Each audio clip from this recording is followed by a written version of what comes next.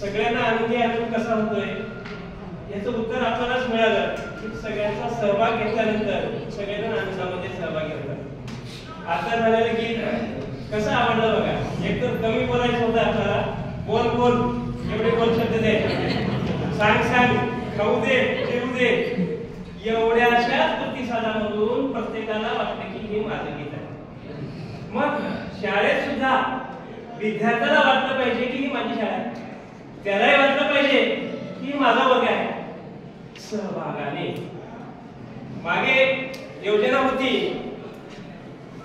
गावोगावी विकास करायचा असेल तर शासनाने म्हटले की 10% पैसे तुम्ही भरा, 90% आम्ही देतो.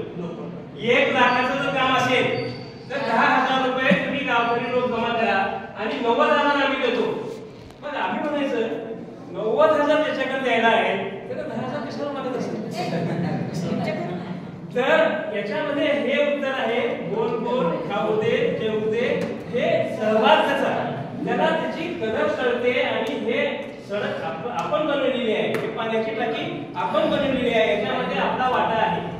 मग हे सहभाग या प्रशिक्षणाच्या दरम्यान गेल्या 5 दिवसामध्ये मी सर्वप्रथम मार्गदर्शक शिक्षकांचे मनपूर्वक आभार व्यक्त करतो वर्गाच्या वतीने. नवीन जे काही आहे ते आपल्या समोर मांडायला आणि शिक्षकांसमोर मांडणं याचा मला अनुभव असा आहे की मी 96ला जेव्हा प्रशिक्षणाच्या भूमिकेमध्ये मी आलो होतो, आता जवळपास म्हणजे 30 वर्ष पूर्ण होतात त्या प्रशिक्षणाच्या घेणे देणे, राज्याला जाणे, जिल्हा स्तरावर घेणे. म्हणजे भरपूर इथं मित्र आहेत की ज्यांच्यासोबत मी सगळे फुल शेअर केले आहेत, सगळं माहिती दिलेली आहे. फरक आता असा झालाय, शिक्षकांना काही सांगणे असं जर म्हटलं आणि शिक्षकाने ऐकण्याच्या भूमिकेमध्ये असणं असं जर काही म्हटलं तर इथं आपल्याला अनुभव आला. आमचे मार्गदर्शक म्हणत होते प्लीज जरा शांत राहा, गोंधळ करू नका, हाजरी नीट घ्या, एका पास करा.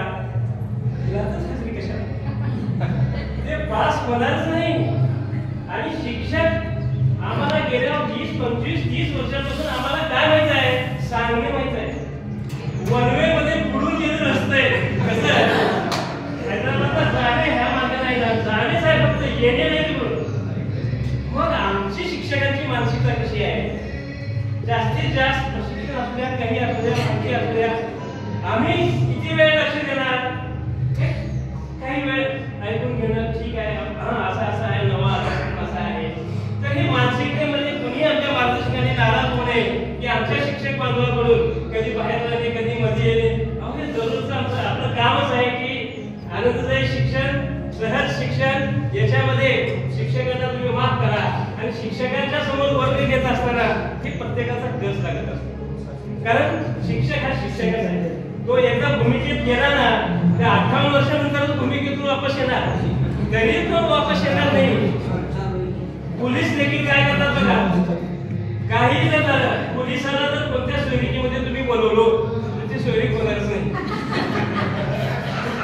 कुठं शिक्षक मुलगा काय त्याचं म्हणजे बॅकग्राऊंड काय पोलिसाला विचारायला द्यायचं, कारण पोलिसाची नजर कशी ते सारखं कुठं कोण झाला कोण मध्ये काय झालं.